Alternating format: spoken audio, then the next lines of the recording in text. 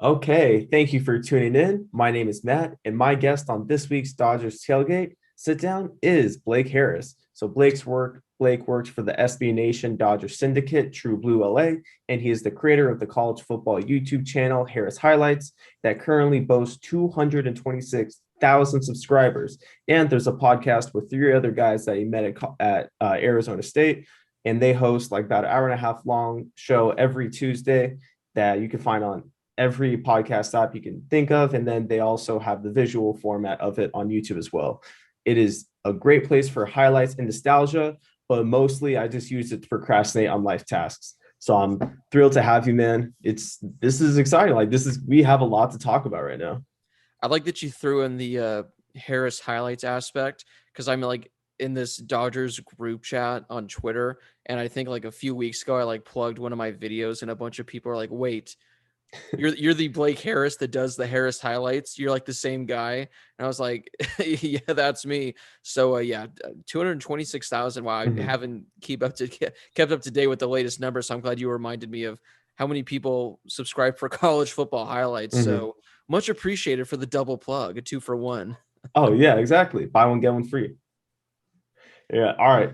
So I do kind of want to start there. I mean, you mentioned, and now you've already lost count of it, but 226,000 subscribers, that's a huge deal.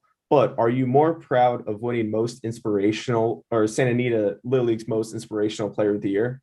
Oh, that's probably number one. Okay. I still brag to my girlfriend about it at least once a week. Yeah, I forget I'm trying to think of the year. So I was 12, so I think that was 2008. So yeah, no matter what, no matter where I go in my career, no matter what I do in my life, I will always be the 2008 Santa Anita Little League most inspirational player. Not the MVP, not any of that stuff. I was an all-star that year, so at least I have that to back up, but the most inspirational player. What exactly I did to earn that award, I couldn't tell you. I guess I was inspiring to the other 12-year-olds in the league.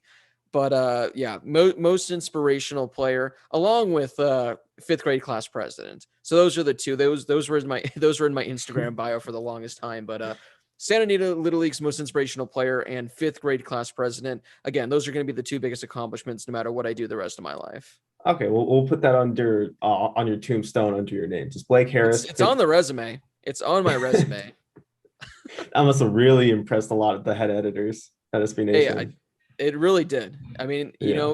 when they're looking for someone to bring to their company and they see, you know what, this person's inspiring. I'm not going to say it got me the job, but it definitely was a contributing factor. Mhm. Who needs nepotism when you have that? Exactly.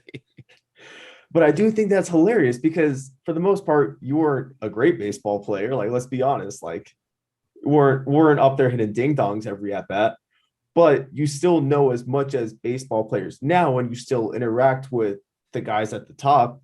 So isn't that I always find that very funny that you have guys like you who have a lot of engagement on Twitter, yada yada yada, all that.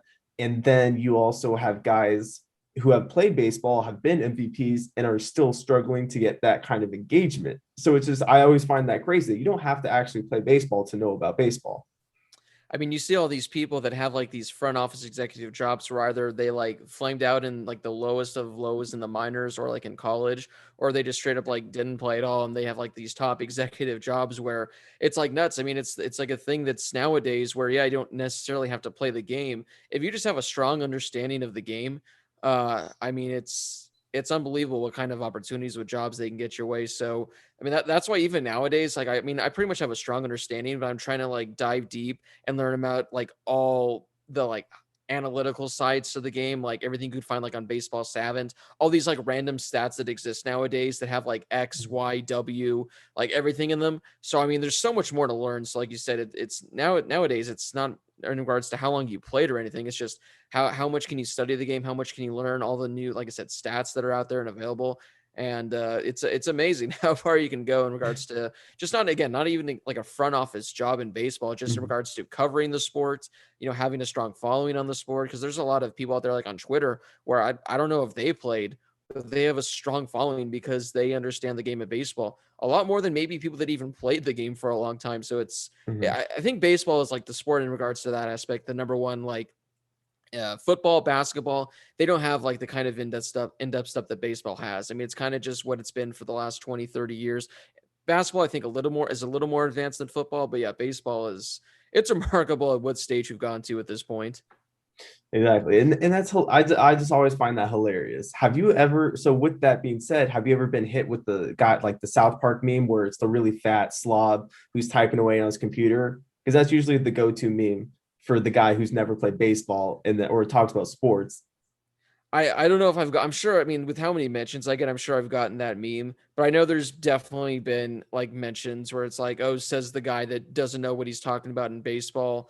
Like, says the guy that's been told by other people that that's wrong, where it's like, okay, sorry, I don't have the entire rule book like memorized front to back, but I've definitely had people in the mentions that are like, oh no, yeah, you didn't play, minor league ball, you have no say in what exactly is going on. You didn't reach the big leagues, so you don't know what what's actually going on. So yes, I hear it often in the mentions, but it's mainly from Padres fans. I mean, and this is kind of why we're here to talk. And this was even planned before Machado Gate. So I mean, we just kind of have to start there. So what is the elevator for those that are unaware and don't go on Twitter? What is the official like elevator pitch? What happened? Give us the rundown. What's your 2 cents? So essentially, yeah, for those that missed it, which I don't know how you did, which I still Yeah. kind of like, I still want to credit myself for kind of starting the whole debate because I know I posted the clip and that then it kind of took off. Then like John Boy, they tweeted it, then it just kind of took off from there because I think right now the video's got like 1.5 million views. So I do want to kind of credit myself for starting that. But essentially, Manny Machado went to break up a double play, but instead of sliding at the base, he slid in between the base paths. He, took out Tommy Edman. Luckily, Tommy Edman wasn't hurt, so Machado broke up the double play. For the most part, it's a clean play. Like I guess you're allowed to do it. Apparently, they teach that nowadays. Which I mean, again, I played baseball until I was 17, and I don't remember ever being taught slide at a guy if you're not at the base. I was never taught that. I texted a bunch of my buddies that played either in high school or like community college or something like that. None of them had ever heard the rule. They never been taught that as well. But like every baseball player inside came out and said, "This is a smart play. This is what you're supposed to do." Which again, I guess it's a legal play. It's a clean play, which again is fine. The good thing was, Manny after he slid was like checking on Edmund and everything, so he was good to go. But my whole thing with the tweet was I was just literally saying, "What is Manny Machado doing here?" Because I don't remember ever seeing a play like that. If you go back to like the 70s, 80s, and 90s, players were just tackling each other on the base paths because that was just a different and much The better Albert era. Bells. But yeah, nowadays I never seen it. Of course, people like dug up, I guess, plays from this year, plays in previous years Mhm. where it's happened, which again I've never seen. So apparently this is a common play. But literally, all in my tweet, I just said I don't know what Manny Machado is doing here. But if a Dodgers player did this, Padres fans would get out the pitchforks and be on their way to LA, which turned out to be true because Padres fans by the hundreds got so offended, got so upset. And the best part was I never even said the play was dirty. So I was just saying, what's he doing here? Because I'd never seen this before. And pretty much it seemed like there were two sides to the spectrum. People that defended it were Padres fans and pretty much baseball players that say it's like a legal play. And the people Mhm. that were against it were all the other people that either played baseball, in their career. Like I played baseball for what, 10, 11 years, something like that. Everyone that follows baseball that said what? Like we've never seen this before. And the fact that it was Manny Machado, who's literally, ended someone's career on a dirty slide. He's just been involved in so many dirty plays. Again, wasn't surprising there. So again, it was just a subtle tweet, just pretty much saying if a Dodger player did this because a month ago, Padres fans were going nuts over AJ Pollock sliding about 8 feet away from Tatis on a play at second base. So it wasn't meant to be anything, but then it blew up and it became like the whole talking point in baseball about just being like a dirty slide, legal slide. So yeah, that was a wild week, and the mentions and DMs are still going strong from Padres fans on that. And here's the thing, from the Dodger fan perspective, you are not, and I think we were texting about this, but like you do not speak for everybody. That's I think is like this huge misconception because you're one person's opinion. Right. It's like, and there are times when you are wrong, and there are times when I'm wrong, and there's times whatever the I'm spokesperson. never wrong on Blake Oh Harris yeah, yeah, TBLA. yeah, Every never tweet is ever. pure accuracy. Yeah, like John Boyd doesn't speak for all Yankees fans. I think it's Right. kind of time to understand that. Which I just find hilarious though, that the generalization and this the lack of critical thinking skills that comes with being a baseball fan and just sports fan on Twitter. Yeah. So I do want to preface it with that because there are some times where or the Dodgers have been kind of guilty of some dirty slides. I mean, let's be honest. Everybody remembers the Chase Utley slide, but nobody said that that was okay. I'm a Dodger fan. That is a dirty slide. I don't know why Right. those. Yeah. Yeah, that's like the weird thing too, where it's like everyone kind of talks about the Utley one, where like I don't think there's any Dodger fan that's like happy what happened. Like I will say this, like the Utley slide, it was dirty, but back then when it happened, like that was a legal play. It's like the Mhm, Buster Posey play at home plate from like 10 years ago. mhm, Back then you could take out the catcher, but ever since Buster Posey, broke and shattered his leg, you can't do it anymore. And I said this in regards to the Chase Utley play. If Chase Utley wouldn't have broken Ruben Tejada's leg, it would not have been any deal at all. If Ruben Tejada would have gotten up, walked it off, I think that rule would still be in play. It's just the fact that he broke his leg. If Manny Machado would have taken Edman out of the game, if he would have hurt his shin, if he would have clipped him, if Edman would have been placed on the IL, there'd be more discussion in regards to the play. So again, but like you said, you brought it up. Like people act as if like Dodger fans praise the Utley play, where it's like, no, like we're upset that a guy got hurt. Like it was a mhm, bang bang play. But like, yeah, no, we don't like praise it. We're not like, oh, we're so grateful that Utley broke Ruben Tejada's leg. Like, no. But when that happened in what 2016, I think it was, that yeah. was at the time, that was a baseball play. Players did that. Players would take people like that's what you were taught to do. I mean, you were taught to, you're not taught to like tackle them or anything, but you're taught get your leg out, try to do anything. Again, it sucks that it happened, but had the injury not taken place, I still think that you'd have a rule in place where you can slide in and try to break things up at second Mhm. base. And we have to and that's the thing that Padre fans are just so unaware of because they all just started following baseball like this year and then probably last year is that Machado Right. has shown signs of being kind of a dirty player. And let's be I think honest. that's because I know somehow people found this like Justin Turner clip from like Yes, yeah. 2017, which again Mhm, I don't recall. So I don't first off, I don't know how people found that because I didn't know it existed. But then there was also I think a Trey Turner one from this year, and no one made a big deal out of it. And everyone's like, well, then how come you're not tweeting about Trey Turner doing this? And I'm like, because Trey Turner hasn't ended someone's career.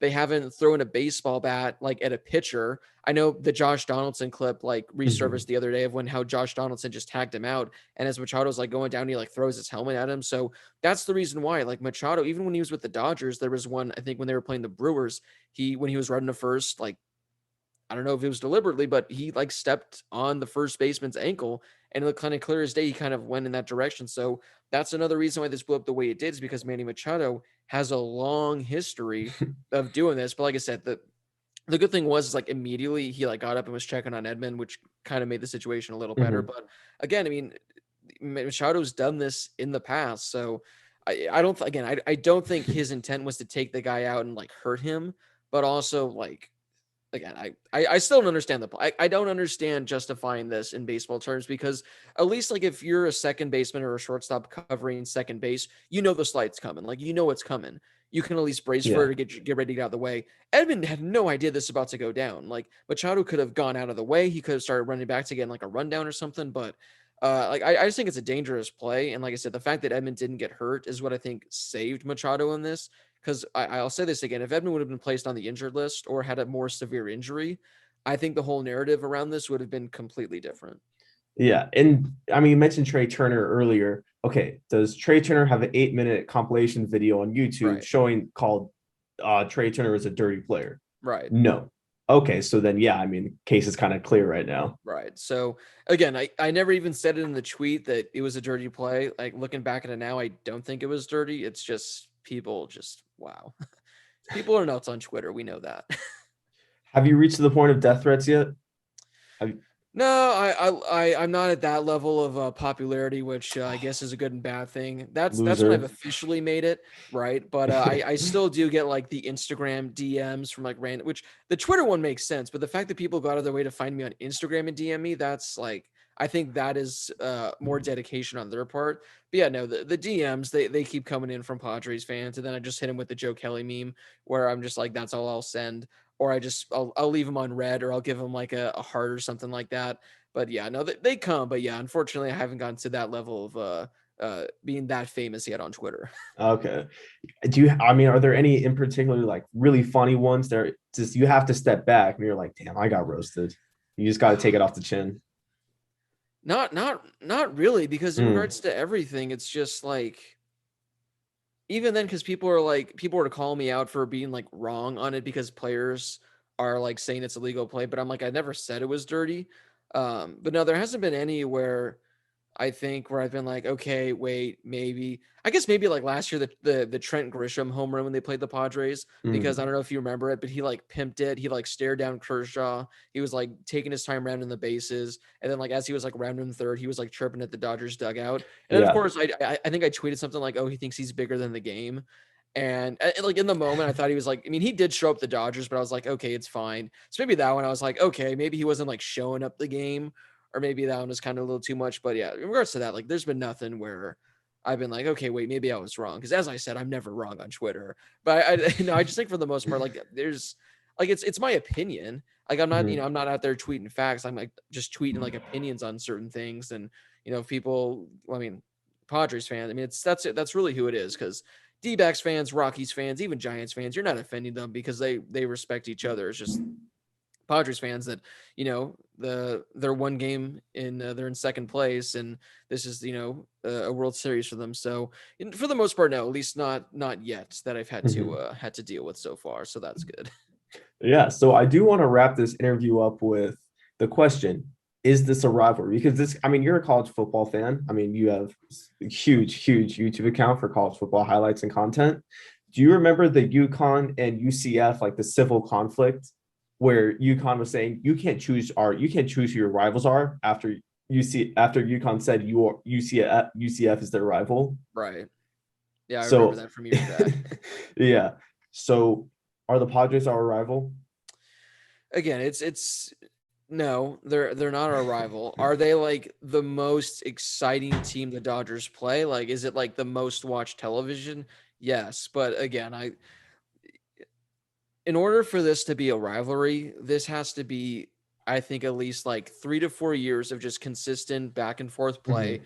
They got to meet each other again in the playoffs, but just because one team's good for 1 year, it's like a few years ago when everyone was trying to make the Dodgers D-backs a rivalry. When I think the D-backs even like won the season series back in, I think, what, 2017, 2018. I can't remember the year, but then the Dodgers played them in the postseason and swept them. And then all of a sudden now it's like that, yeah, that's nowhere to be heard. But back then, everyone was kind of trying to make that the next kind of big thing. But Mhm. I I'll say it.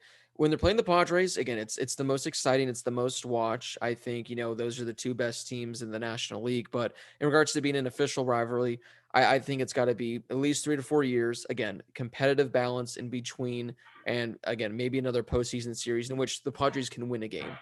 Because let's not forget the Mhm. Dodgers swept them in the playoffs. So again, if this is a back and forth season between the two teams this year, and they meet in the playoffs, then I think maybe Mhm. next year you can officially deem it a rivalry. But yeah, after not even a full season, what, 60 games last year, 40 games this year. So no, not a rivalry. The Giants or the Dodgers will be playing their number one rival, the Giants, this weekend, which Mhm. is going to be a great rivalry, the best rivalry I think in baseball, second best because Yankees Red Sox, but the best National League rivalry. So yeah, give it a couple years before we can officially deem it a rivalry. But I know the media and everyone, they like to hype it up more than it should be. So I got no problem with them calling it one, but I think every Dodger fan can agree it is not a rivalry yet. I mean, Mhm. at this point, I think that the Angels are probably more of our rivals still than the Padres are. I mean, even like the Yankees, even though we haven't played the Yankees in a World Series in like 40 years, they're probably considered bigger rivals by people over the age of like 40 that are Dodgers fans. So,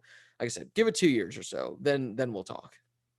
Okay, and even if it's like Machado or Tatis or Grisham pulls a Juan Marichal and just starts beating Will Smith or Austin Barnes over the head, even that still not a rivalry this year. No, because even then, remember like when there were like all those Dodgers D-backs fights years ago, where Mark Yeah. McGuire was like pinning. Oh I yeah, think it was yeah. I think it was Kurt Gibson. I think he had Kurt Gibson by the neck or something. So I mean, even they had all those fights. The Dodgers when they peed in the D-backs pool, just like everything that happened, and that never became a rivalry. And that was like a solid 4 or 5. I mean, I think the Dodgers D-backs pool incident, I think that was like Jesus, yeah. 2013, and Holy shit. then there all those fights were like 2016 or something like that, then again 2017 or 2018 when they met in the playoffs. So again, that was a 5 year thing, and I don't think it Mhm. ever really officially became a rivalry. So just because for 1 year it's the hottest ticket in town, yeah, no, not a rivalry.